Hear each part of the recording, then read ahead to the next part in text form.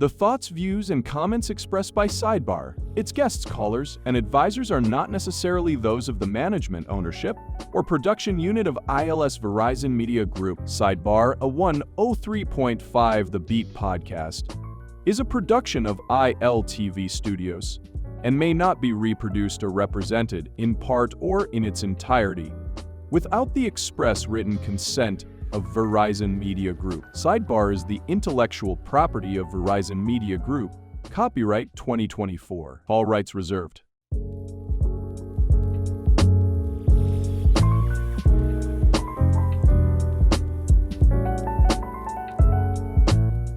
I'm Stephen Hanna. It's been 246 days and Bobo Tino is still not being played on the radio. I think it's weird that a song that popular and with that messaging has been played by the Royal Bahamas Police Force Band before it's been played on radio. But that's not today's topic. No, we're not going to talk about how the prejudice of our gatekeepers have stagnated the growth and development of the country, except for here on the beat, 103.5 FM. So what am I doing here? I will never forget what the late Felix Bethel told me when I once entered his class. What are you doing here? That's what he asked me. What a profound statement. In that moment, this teacher of political science had forced me to look into the eyes of a question that had puzzled philosophers for millennia. What am I doing here? He then followed it up with, please come out of this class before security removes you physically. Come out of class. I needed to remove myself from the confines of my socioeconomic class to see my place in the world, where I belong. How could I know my place if I never looked at it in context? Then two muscular security guards lifted me and my chair out of the room, and a mildly obese security guard held the door open for them. Those words have remained with me even to this day. I'm here to talk with you about the most important thing in this country. The reason that I am here, culture. Wait, no, don't turn off the TV. Don't turn off the TV. I know. You're thinking that culture is so boring and nobody wants to talk about it. But understand, culture is the most important thing in our country right now. Ask yourself, which ministry brings in the bulk of money that is circulating in the economy? If you said the Ministry of Culture, you'd be wrong. I mean, why would you think that? Just a brief reminder of how our economy works. We have Bahamian dollars. Now, each Bahamian dollar represents an American dollar in our reserves. Those American dollars get here when someone pays to access a good or service within the country. The most frequent and reoccurring way that this happens is through tourism. Now, let's say a tourist comes to the country by cruise ship. There is a $23 departure tax, a $5 tourism environmental levy, and a $2 tourism enhancement levy. That's $30, and they haven't even gotten to the part where they're buying authentic Bahamian souvenirs that your cousin buy on Shein and selling for a 300% markup, or the $70 hair braiding. In order to get that money from the tourists, they have to come to the Bahamas. And every year, millions of tourists come to the Bahamas for sun, sand, and sea, right? I guess.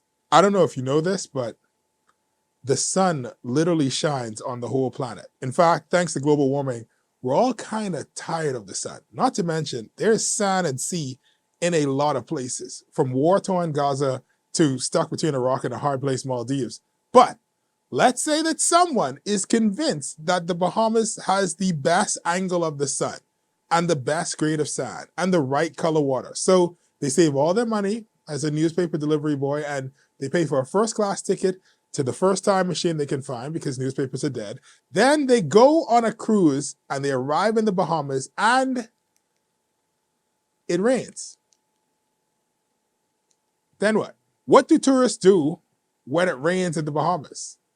If you say, well, they got to wait till it stopped, or, well, I guess they're unlucky, then you are a heartless person who lacks empathy. So I assume that you work in the insurance industry. This is a situation of you have a business and you think you know what you're selling, but that's not why people come to you. Close your eyes, unless you're driving.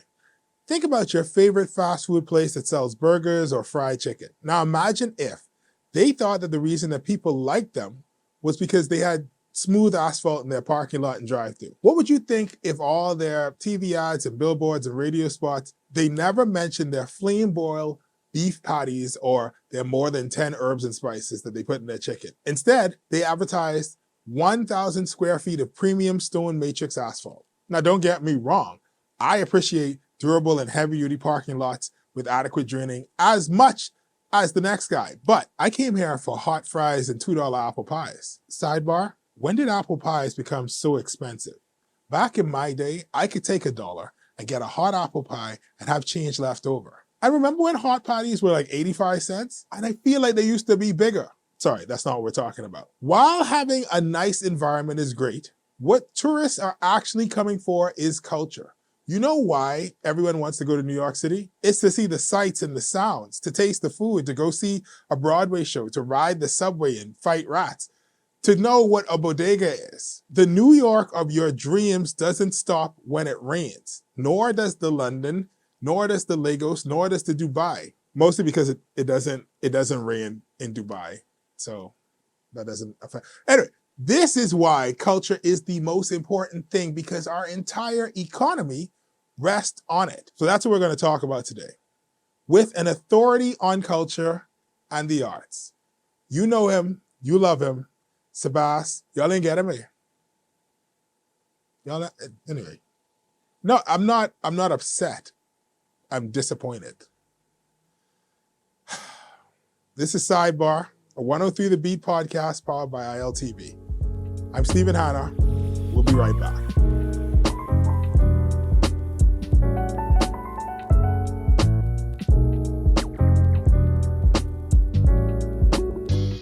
Get ready to win Lucky Bucks. Wherever you see this taxi, flag it down.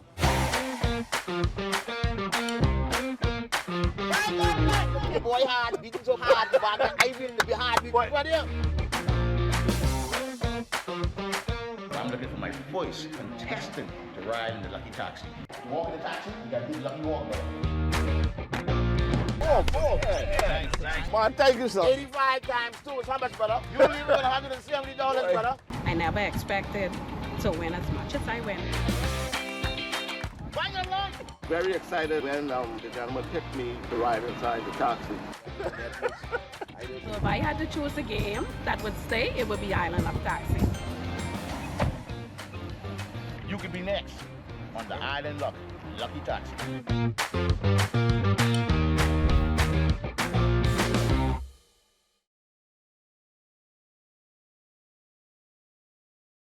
You wouldn't believe that number I just played, dropping quick 4. This 5K can come in clutch, my boy. So you ain't had the mega ball on that? You know mega ball on quick 4, my man. Oh, okay then.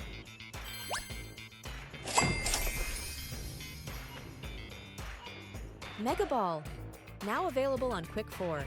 Multiply your winnings with the only 4-ball game that pays $20,000. With a draw every 30 minutes, your chances to win are mega. I bet you I could beat you running into this long ball. I bet you my drink will come up before yours. Well. I bet you I could hold my breath longer. Bet. Hey, wait. If it can happen, you can bet it. So why not bet with us? The Bahamas' #1 online casino, lottery, and sportsbook. We bet you won't find bigger payouts anywhere else but islandluck.com. Winners live here.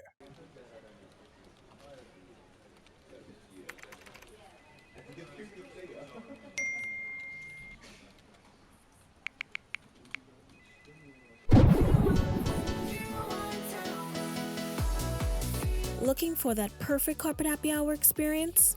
Forge connections, fuel success, and feel the beat. Join 103.5 The Beat each and every Friday at Club Waterloo. RSVP now, limited spots available. Tired of driving around from place to place just to get your car insured and licensed? Frustrated with the process of being back and forth from your insurance company to road traffic? Well, BMG Insurance Agents and Brokers just made insuring and licensing your motor vehicle as easy as 1, 2, 3. Step 1. Visit us at the Road Traffic Department, Section 1, Thomas A. Robinson Sports Stadium. At our office, you can purchase or renew your insurance or get your vehicle inspected. We at BMG Insurance Agents and Brokers represent major carriers. Step 2. See the professionals at Road Traffic to get your vehicle licensed. Step 3. Enjoy your day. Insure with BMG Insurance Agents and Brokers today, saving you time and money. Your one-stop shop for all of your insurance needs. Great rates, convenient, excellent service. For more information, call us at 322-2221. Edenwell has expanded their testing menu. We now offer blood work, drug screening, and so much more. Our hours of operation are Monday to Friday, 7 a.m. to 5 p.m., and Saturday, 8 a.m. to 1 p.m., located on 11 Madera Street. We are here for all of your laboratory needs, with fast and reliable lab work done by our friendly and knowledgeable staff. Let us help you take the needed steps to stay in the know about your health. Let's keep working towards a healthier you. Stay Eden well. So you want a space, but not just.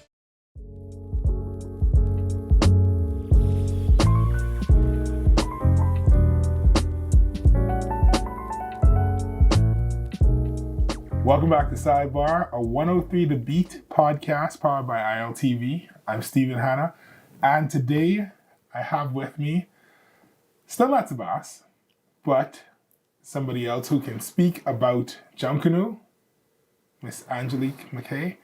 I would say I'll let you say the full title, so you could introduce yourself to the people. I am Angelique McKay, the Junkanoo goddess, and Queen Mother Asafa Chiriba of Pokasu and the Ahanta people of Western Ghana. See, if I say it, then Urka can send a cease and desist letter or something. So, the first question of the gate, as a Junkanoo aficionado, who in the morning? Junkanoo in the morning. Across the board. Junkanoo in the morning. Regardless of... Because Junkanoo is the greatest show on earth, pound for pound. So Junkanoo in the morning. Okay. I thought you were going to pick a side or something. Initially, well, you know what? Let's take a step back, right? Because we're talking about culture as a general theme. Who or where would you say is the cultural heartland of the Bahamas? And why would you say it's that I don't even need to blink with that one. Cat Island, the cultural hub of the Bahamas. Cat Island represents everything historically that, from where I stand, that makes us who we are as Bahamian. And a lot of our cultural traditions are still practiced in Cat Island, hands down. You know, we still cook outside, we still bake in the outside oven, we still go in the fields on a regular basis, we still rush in the churches, and of course, we still do rake and scrape and dance the quadrille. So a lot of the things that make us who we are as Bahamians culturally is still alive and very, very vibrant on Cat Island. So now, and then I'm going to ask you a question, and then we can circle back to Cat Island, right? For a lot of people, Junkanoo is the cultural expression. It's the quintessential cultural expression of the Bahamas. Is this something that you agree with, despite the fact that Junkanoo is not necessarily practiced or perform? Let's not say perform. Let's say practice in every island. I would agree that it is, right? Even though it's not practiced in every island, this particular cultural expression is practiced by more people than any other one of our cultural expressions across the board. And even with Junkanoo, just participating in Junkanoo isn't just the end. Because as a fan of Junkanoo, I consider you a Junkanoo, because it's different levels and people take different things away from Junkanoo, and Junkanoo means different things to different people. So even though I participate in Junkanoo in the parade, someone who just watches Junkanoo may be equally as passionate about Junkanoo as I am. So this particular form of Bahamian cultural expression touches more people than any other one, I believe. All right. I mean, and if we're just going by numbers, New Providence would skew that. Is there a Junkanoo parade in Cat Island? It's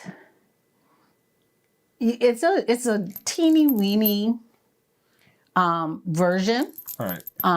And it's something that was more or less imported from New Providence. Okay. Because the way that we do Junkanoo here wasn't necessarily something that they would do there. So Junkanoo wasn't really it. It's the Russian in the church. Right, and the rake and scrape. Yeah. So I wouldn't say that it's practiced in Cat Island like that. It was imported into Cat Island, from what I know, because at one point the Junkanoo Commandos did workshops with the schools in Cat Island to help them introduce a junior Junkanoo program in Cat Island. So it was, I would say, imported. Now, talking about Junkanoo in schools, right? Mm-hmm. And I feel like it's one of those things where certain people want to hold certain things close to them. And so if you're a person who's going to Shock, that's different from a person who you only show up twice a year, right? And you saying that you was a Roots or you was a volleyball, you was a Saxons or whatever, but at the same time, you ain't never pace nothing, you ain't never do nothing or whatever. So it's like, is Junkanoo something that you need to be initiated into, where like, okay, I've spent this amount of time pasting a costume to infringe before I could consider myself or being a true part of this part of the culture? Or is it something that should be so ubiquitous, for a lack of a better word, that everybody is aware of the basics of it? Well, Junkanoo has been hidden away for so long, and if you weren't intimately involved with Junkanoo, it's still a big secret. Right. It was always a big secret, and it's still a big secret.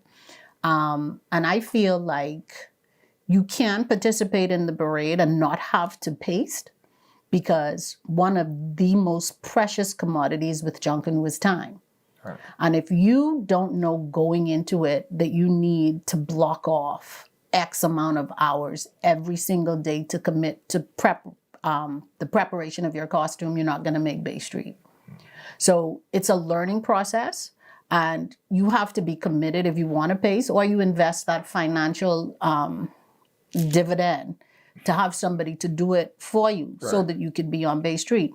But that passion for Junkanoo, like I would have said earlier, if someone just watches Junkanoo and has that same love and passion, and now you're like, man, I need to take this to the next level. I need to get on Bay Street, but I don't have the time or the know-how. That don't worry you, that like, because and to bring it back to Cat Island, right? It's not even a pastime, a way of life in Cat Island. In the early 1900s, sailing, ubiquitous. It was easier in Cat Island to get from one settlement to the other by boat sometimes, rather than by land. So everybody had a boat. That's why the argument is they have the first regatta, because there was so many boats there, they could just, everybody take your fishing boat out and see who could make it to wherever the first, right? But now, sailing feels like a rich man's game. All right, where, we could look at sailing and appreciate it, but only so many people could afford to build a boat. Only so many people could afford to have a crew. The prize money, I'm certain that that people are thankful for some prize money, but the prize money is nothing compared to what it is just to get the boat up and running to lose. What you get talked too bad. Right. The price that you get for winning ain't enough to cover the cost of losing. All right. So imagine what the cost is of winning. And so you take all this into account, and it's almost as though regatta, once you pass spectating, the financial investment in it is so great that it is a rich man's sport. Do you worry that Junkanoo may also fall in that area where it's like it becomes you need to be well off or at a certain level to participate? No, I'm not fearful of that because you can decide on the size of your costume, which would determine the amount of investment you put into your costume. I know I encourage persons to start saving for their decorations from January. Put a little something on the side because the closer it gets to the parade, your eyes begin to gloss over when you see new decorations. No, not the price. That price don't mean nothing. That price don't mean nothing because we can buy it. Your eyes gloss over when you be like, oh, I didn't see this in September. I need that.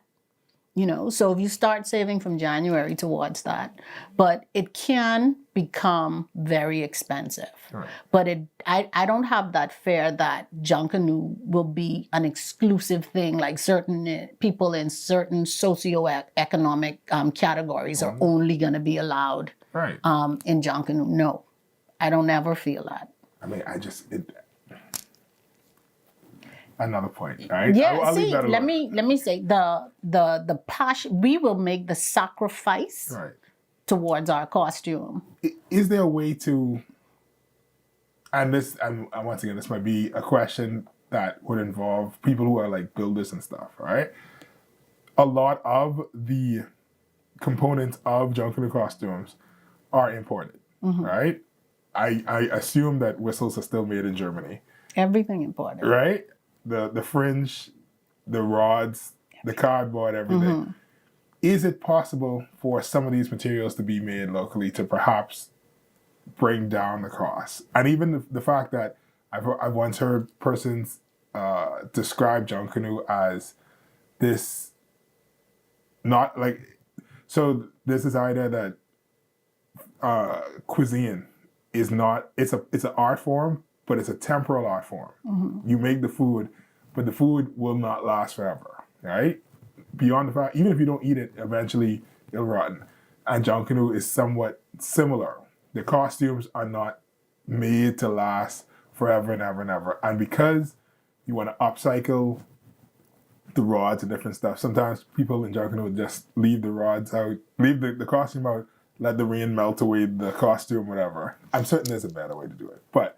Or they'll take off the fringe and what was a bird last year is now part of a coat of arms this year. That's a personal beef and grievance I have with some people because I notice, boy, everything have wings year after year after year. But anyway. That's a shortcut version. That's a very shortcut. So. They refuse to build new costumes. If that is the case, what is stopping somebody from saying, okay, well, let's just use biodegradable means? Like what is, and even to take it back to, I want to say, forgive me if I get these dates wrong, I want to say 60s, early 60s, where you have people wearing grass and newspaper, and they're using that. What is stopping us from doing that? The look. Yeah, but that is what is stopping us. Okay. The look. It's not as appealing to the eye. I'm not going to go and wear Croton on Bay Street or Dilly or Almond Leaf. No. Have you tried? I'm not going to either. It's not visually appealing. Okay. So perhaps there can be some traditional or heritage festival or heritage rush where you could do those types of costumes. But for Bay Street, the way that we have evolved is a no. Do you feel like it's too late to go back? Yeah. Is a no. A strong no for me. I apologize. Yes. Accepted. You didn't know. Now you know. Okay. Now you know what? I'll leave that alone. I'll bring that up at the next meeting. So when you talk about, you have this idea of Junkanoo, right? And it's interwoven in Bahamian culture, right? But there are parts of it that it's words that we say that like we don't even realize, okay, what exactly does that mean, right? And you touched on Russian, all right? All right. But before we get to Russian, constantly people are like, oh, the valley. And we're going to put aside the controversy of there being multiple valleys right now, right? Where is the valley? Centerville. So it's That's over where they there. were birthed, yeah, All right. in Centerville. You know where the park is, where they practice now? Not I at think all. it's Malcolm Park, I think it's called. I think that's the name of the park, but that's their home base. Wait, so is it That's the directly valley. over the hill, or is it? When you say You know where Xerox in Centerville, Collins Avenue? So you had so you had the corner that's right opposite Xerox. That's deep. That's far. That's the valley. Was there another hill on the other side of it that has That might have gone? been. I look That's cut rusty, down? Stephen, for me to know if the This hill is was me there. asking you a question. I don't know. I just always know that was the home for the Valley, and Masons is the home for the Saxons. All right. Yeah. I won't. I want to ask you what happened to the Vikings. Yeah, I don't know. All right, we'll come back. We'll circle back to that. But we're going to take a quick commercial break, and when we come back, we're going to dive a little bit deeper into Junkanoo. You're listening to Sidebar, a 103 The Beat podcast powered by ILTV. It's too late to move the teleprompter, Cam. It's too late. I've already said it. This is Stephen Hatta. We'll be back right after this.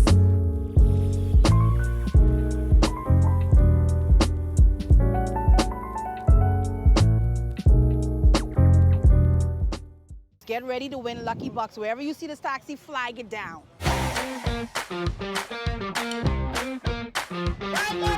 The boy hard, beating so hard, but I will be hard beating right here. I'm looking for my first contestant to ride in the Lucky Taxi. To walk in the taxi, you got to do the Lucky Walk, brother. Thanks. Man, thank you, sir. 85 times 2 is how much, brother? You leave with $170, brother. I never expected to win as much as I win. Bang along. Very excited when the gentleman picked me to ride inside the taxi. So if I had to choose a game that would stay, it would be Island of Taxi. You could be next on the Island Lucky Taxi.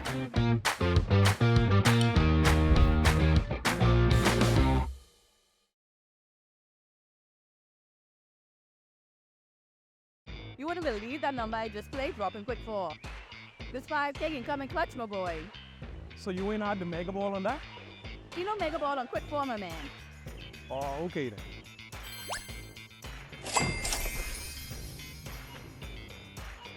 Mega Ball, now available on Quick 4. Multiply your winnings with the only 4-ball game that pays $20,000. With a draw every 30 minutes, your chances to win are mega. I bet you I could beat you running to this long pole. I bet you my drink will come out before yours. Well. I bet you I could hold my breath longer. Bet. Hey, wait. If it can happen, you can bet it. So why not bet with us? The Bahamas' #1 online casino, lottery, and sportsbook. We bet you won't find bigger payouts anywhere else but islandluck.com. Winners live here.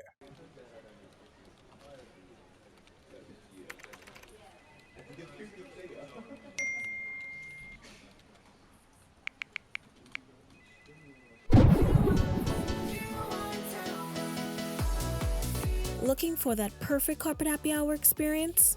Forge connections, fuel success, and feel the beat. Join 103.5 The Beat each and every Friday at Club Waterloo. RSVP now, limited spots available.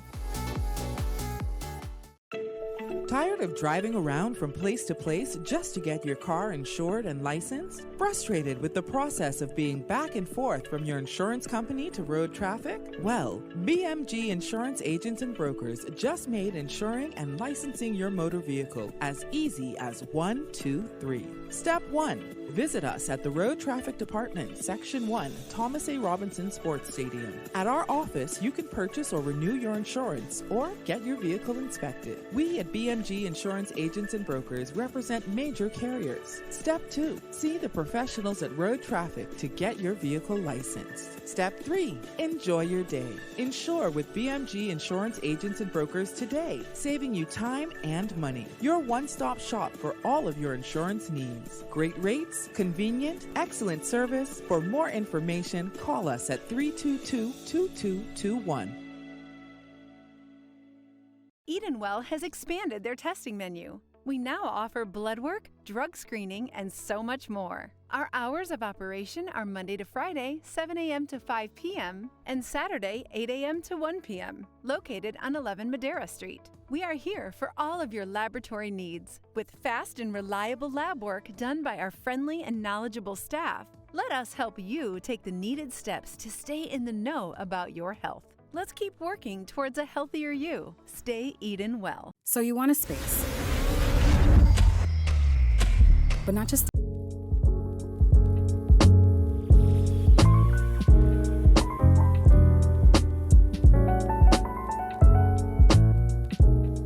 Welcome back to Sidebar, a 103 The Beat podcast powered by ILTV. I'm Stephen Hanna, and we have with us Queen Mother, Angelique McKay. I would love to say the full thing. I ain't trying to curse on the people channel this early in the evening or morning, depending on when they're watching it. So we're talking about Junkanoo, all right? Should there be more done to, you know what the weird thing is?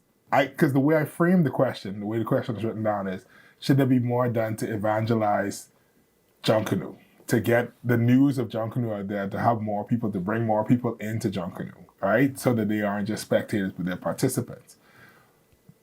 But then the problem is, I think that Junkanoo, in a way, is treated as a religion, which is, you do it 3 times a year,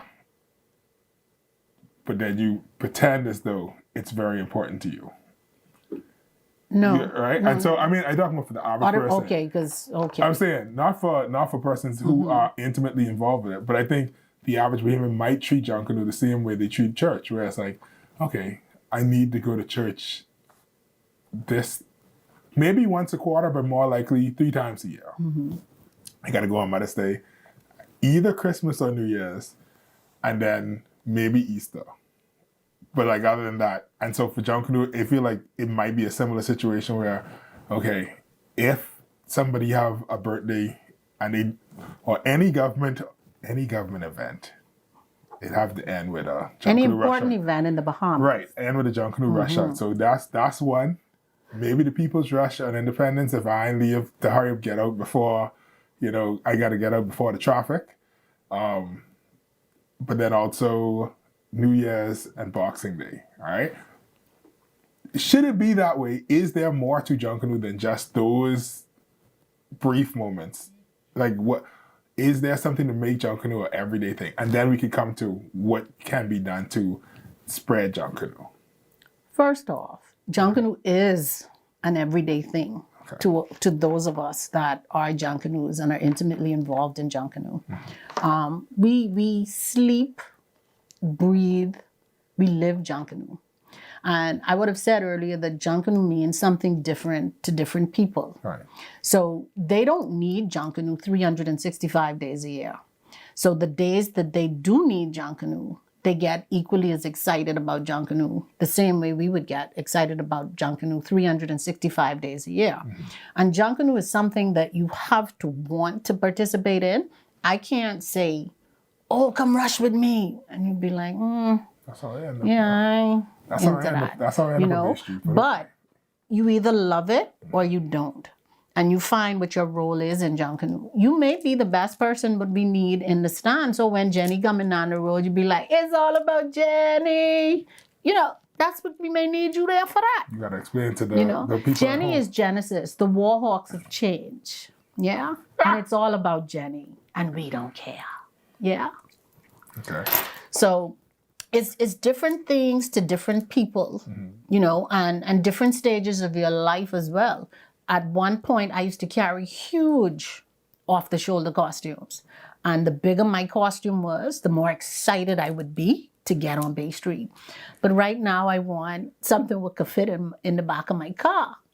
I was going to say, my issue is that's how I mess up my knee. You see? It's a personal thing with Junkanoo. Like one of the guys, his name is Rad. He rushes with one family. And he made a comment before, Junkanoo have to be in you. in order to be in that parade like that. Because you hear people say, why are you spending all your time on that parade? They don't pay you, you know, but I don't know how not to spend all of my time on that parade because the spirit of Junkanoo pulls me towards that parade. When I saw your questions, I was sleepy. And I was like, once I see the word Junkanoo, I get totally excited because of what Junkanoo means to me and how Junkanoo makes me feel. When I participate in Junkanoo, when I'm preparing for Junkanoo, the camaraderie and the shock surrounding Junkanoo. Is it a matter of it being a communal thing? Is Yes. it a historic thing? What exactly Yes. is it that compels you? The time you spend in the Junkanoo shack with the people from your group, moving towards one common goal, getting those costumes ready, going to compete, going to put your best foot forward for your group, it builds a bond that is like no other. They become your family. They literally become your family. You get to know them so well in the Junkanoo shack. So to remove that participation in the Junkanoo shack is to remove a big part of Junkanoo. Now, the way you describe it does sound very religious. And so I do understand where there was a point in time where people had the whole issue. They're like, oh, Junkanoo. I guess some more conservative churches would have seen Junkanoo as either a threat or something to shy away from. But also, if you could, particularly in Cat Island, I know that there were some ties to the expression itself within the churches, right? And so, is that first? I don't want to say that you lived through it because then actually you say calling you old or something, right? But have you seen a change in the way that Junkanoo is accepted, I guess, across the board universally? Oh yeah, yeah. Junkanoo is so much more acceptable now. There's still a lot of stigma attached and we're still not treated the way that I feel like we should be treated as professional Junkanoo artists. But I have seen the change over the years. A lot of people want to be associated with Junkanoo now. Persons who never wanted to be seen associating with Junkanoos don't mind. Where's my boy? He's rushed with such and such. You know? So I have seen a change for the better. And with Junkanoo being exposed even more globally now, and with the UNESCO designation, the world is going to know more and more about Junkanoo.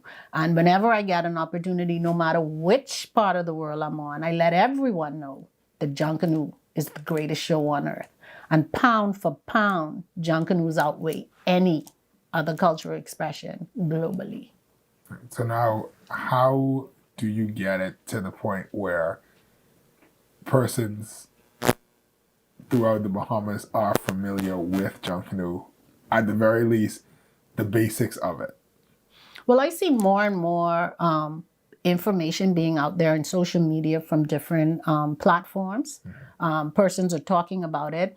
I know one of the things that the Junkanoo Commandos implemented is that we have something called a pop-up shack, and we take that to different festivals. So what we do is we duplicate or a replica of an authentic Junkanoo shack, from the stacks of cardboard to the styrofoam wires to the costumes, different stages of production, to the pictures on the wall. The only thing that we don't have in our pop-up shack that's in a regular Junkanoo shack are mosquitoes.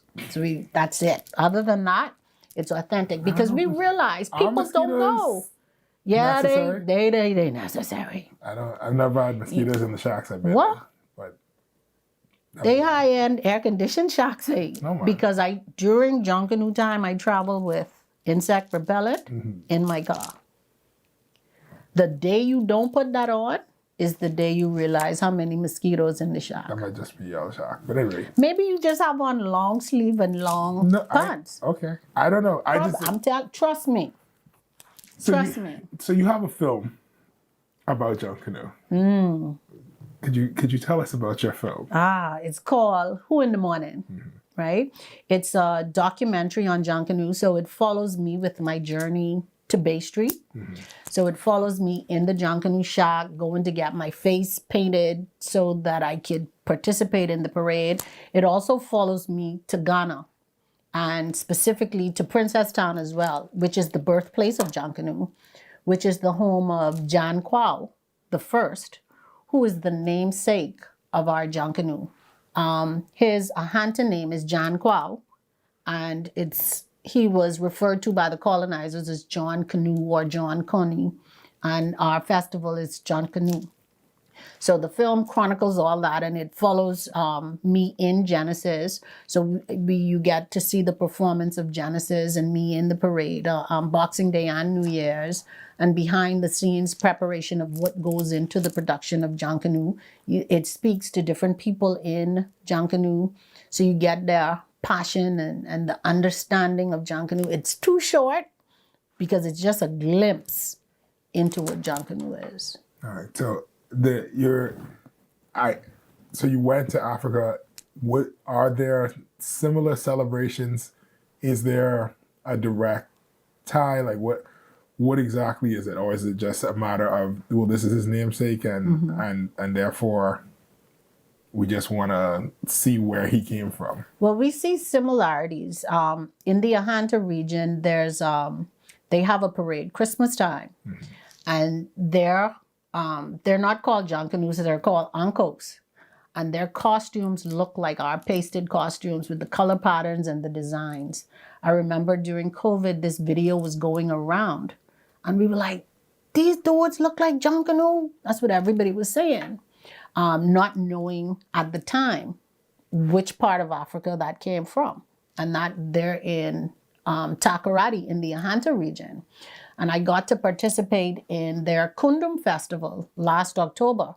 So a lot of the leg movements are similar to what we do with Junkanoo. You know, how we do that steady rush-in in that parade. So there are some similarities, but to be able to say we brought this costuming and everything, no, we didn't do that. I think it's one. And the other thing that stood out to me when we were a part of the initiation back into the Ahanta region in the parade, there were cowbells. I had never seen cowbells. As many places I've been around the world doing workshops on Junkanoo music. I've never seen cowbells other than there. And they ring them exactly the same way that we ring our cowbells here.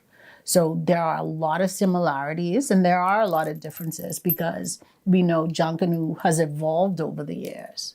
So you would see some of the similarities from back then in that the guy who was ringing the cowbells, he still to this day paints his face white and stripped fabric and white all over him. Now, so, okay, and I'm going to come back to the cowbell thing, but I remember, I watched the film clearly, but I remember in it, someone saying that Junkanoo was, I don't want to misquote it, like a form of not rebellion or like Junkanoo itself is an act of protest or can be seen as an act of protest. To what extent, and I'm also thinking about the fact that at one point Junkanoo was banned off of Bay Street, all right? But now it's almost as though like it's been, okay, let's soften it up so it could be this tourist product, all right? To what extent is Junkanoo able to truly be this cultural expression that voices either the frustration or the happiness or whatever that the Bahamian people are feeling? And could that be the route to Junkanoo becoming an everyday thing for everyone?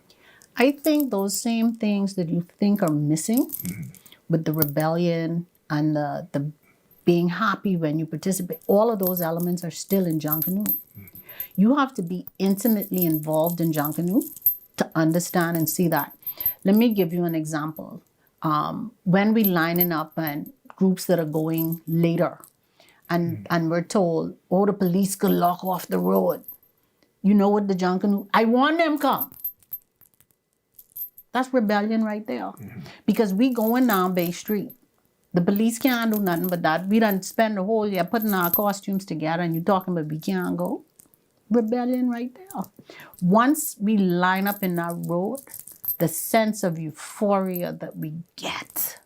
Oh my Lord. Stephen, you caused me to have chili bumps right now. But anyway, once you line up and you get ready to parade down Bay Street, you are so happy. So everything that people on the outside looking in think that we don't have in Junkanoo, we have.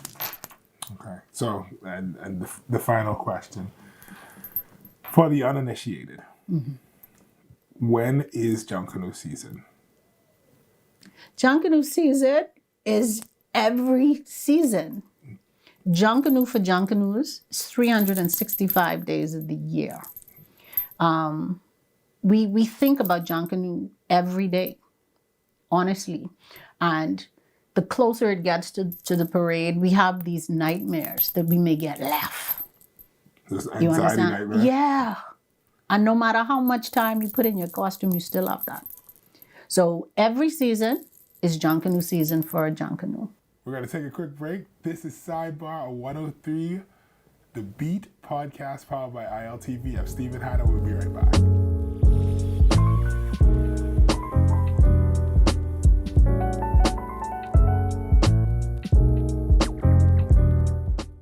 Get ready to win Lucky Bucks. Wherever you see this taxi, flag it down.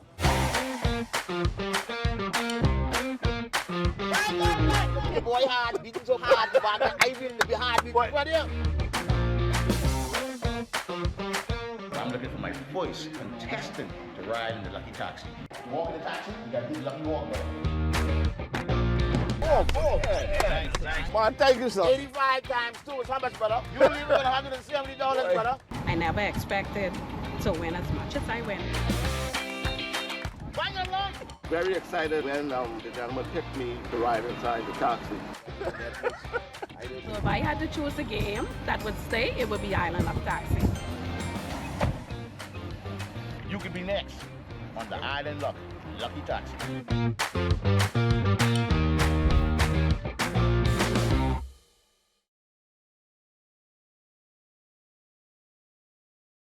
You wouldn't believe that number I just played, dropping quick 4. This 5K can come in clutch, my boy. So you ain't had the mega ball on that? You know mega ball on quick 4, my man. Oh, okay then.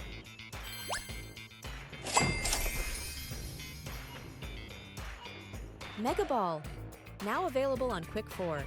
Multiply your winnings with the only 4-ball game that pays $20,000. With a draw every 30 minutes, your chances to win are mega. I bet you I could beat you running into this long pole. I bet you my drink will come out before yours. Well, I bet you I could hold my breath longer. Bet. Hey, wait. If it can happen, you can bet it. So why not bet with us? The Bahamas' #1 online casino, lottery, and sportsbook. We bet you won't find bigger payouts anywhere else but islandluck.com. Winners live here.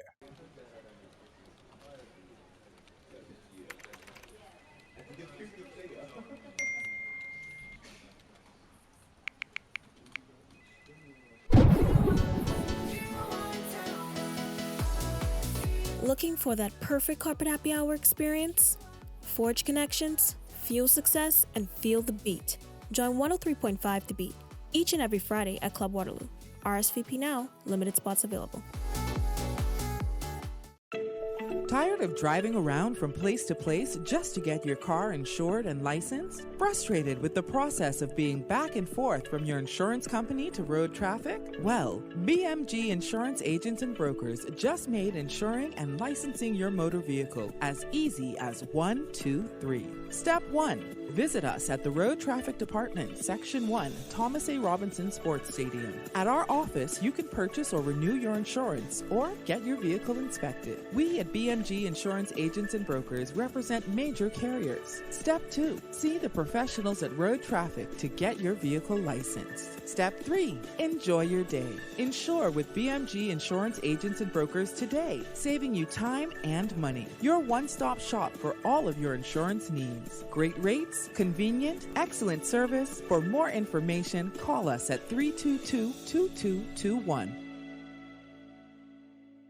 Edenwell has expanded their testing menu. We now offer blood work, drug screening, and so much more. Our hours of operation are Monday to Friday, 7 a.m. to 5 p.m., and Saturday, 8 a.m. to 1 p.m., located on 11 Madera Street. We are here for all of your laboratory needs, with fast and reliable lab work done by our friendly and knowledgeable staff. Let us help you take the needed steps to stay in the know about your health.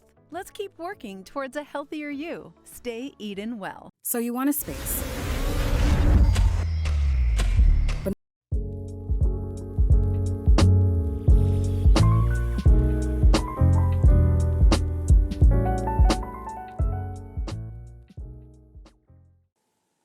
Welcome back to Sidebar, a 103 The Beat podcast powered by ILTV. I'm Stephen Hanna, and this is the Island segment. In this segment, I take an island of the Bahamas and talk about what makes them special, what you should know about it, and if I'm no longer allowed to visit it.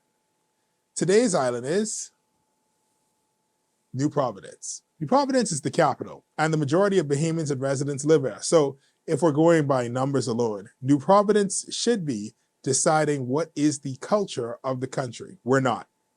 Thank goodness. Firstly, the capital of New Providence is Nassau. But where does Nassau start and end? Technically speaking, if you're in Baintown, you're no longer in Nassau. But when you're filling out forms, whether online or in the passport office, you have to put that you live in Nassau, Bahamas. We can't even get our settlements correct. That's mostly because we don't have settlements or towns like the civilized people of Auckland and Crooked Island. They may not have people living in them, but they do have settlement. That may seem like a small fact, but distinct towns like Adelaide, Gambier, Foxville, Sandilands only come up in conversation when there's a murder. However, back when it was illegal to ship slaves but not illegal to own them, the British government would stop slave ships and liberate Africans aboard. Was this because they were nice and wholesome folks who wanted all men to be free? No. They were weakening their European competition. You can't let other colonial powers have more free labor than you. Once these freed Africans were free, where would they put them? It depended on where the ship was stopped. So sometimes, naturally, they would end up in the Bahamas and they dumped them in New Providence. But they had to keep them out of pristine Nassau. They could live in the liberated African settlements of Canberra, Adelaide, Foxville. I just said them, right? But those are all far flung from the capital. Unless they worked in the town and then you could live closer to Nassau then. Because even in slave time, people apparently are mad if you come late for work. So Negroes could live over the hill in Grantstown, a low-cost housing project by Governor Grant. And when that was quickly bought up, then Governor Bain gave some extra property that would become Baintown. We don't pronounce the S for some reason. There's also a Governor Carmichael, if you were wondering. Here's the thing. New Providence is a giant swamp. That's why it floods so easily. It's the capital because Paradise Island acts as a natural harbor, and when ships are the most important piece of technology that you have, whatever protects the ships is the most important thing. There used to be more hills and ridges, but those have been cut down and the swamps have been filled as low-cost housing. It's a reoccurring theme. Sidebar. Did you know to grow one almond, it takes over a gallon of water or 5 liters of water?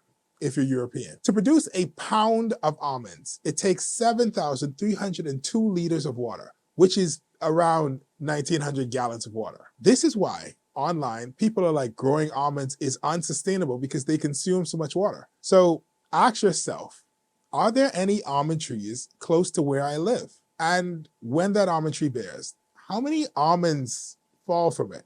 Is it more than a pound? You may be living on top of a heavy reserve of water. Sorry, what were we talking about? New Providence is the capital.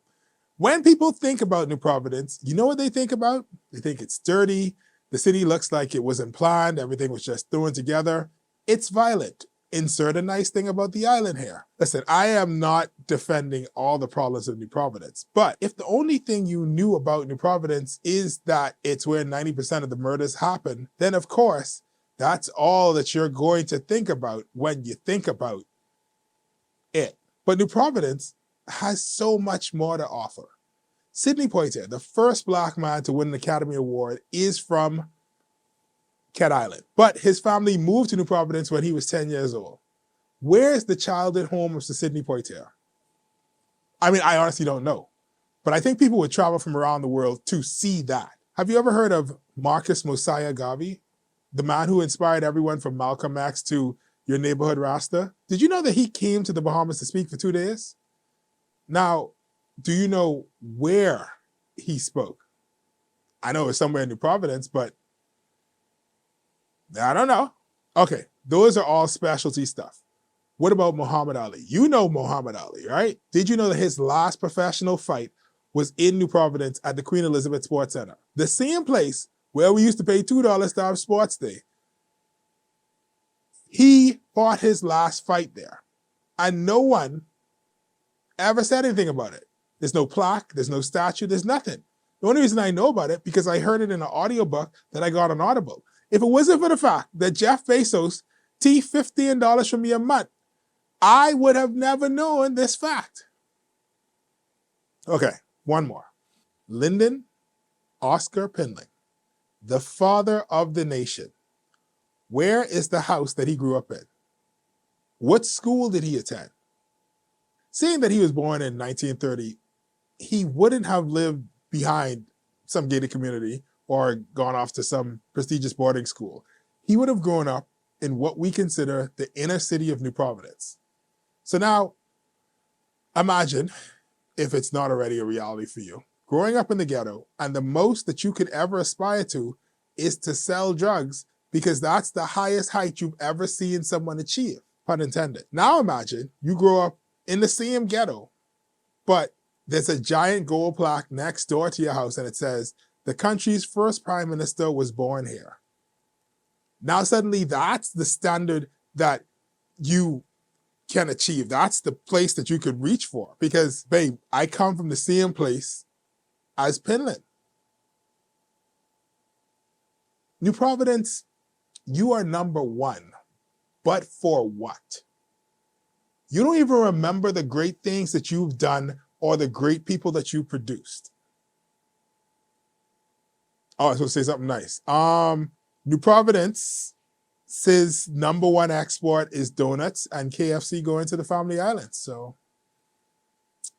this is Sidebar, a 103 The Beat podcast powered by ILTV. I'm Stephen Hanna. We'll be right back.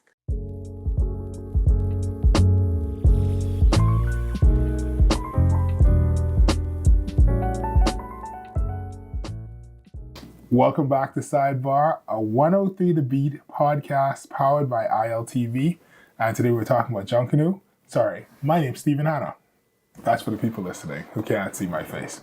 Yeah, we're talking about Junkanoo, a Bahamian cultural expression. And two things came to mind. The first being when you mentioned cowbells. Muhammad Ali, his final fight of his professional career was in the Bahamas, Queen Elizabeth Sports Center. If you listen to the way that the international writers and reporters reported, it was not really a stadium. They were like, the only thing royal about it was the name. But anyway, they came to the Bahamas. It was a big kerfluffle. There was a rush, and they arrived, and it was literally like the day before the match, and they realized that nobody had brought a bell to sound to start or end any of the matches, and they couldn't find a proper bell. And one of the guys who was working the event looked across the field and saw a cow, and they said, "You think you could teeth that cowbell?" And so for his final match, Muhammad Ali, for every round, it was not a traditional boxing bell. It was a cowbell that was rung for every single round for his final match. So I thought it was an interesting cowbell tidbit of history. You'd think that we'd that'd come up more often for people that see cowbells as a symbol of themselves. But anyway, that's all the time we have for Sidebar this week. Join us again next week for this 103 The Beat podcast powered by ILTV. I'm Stephen Hanna. Good day.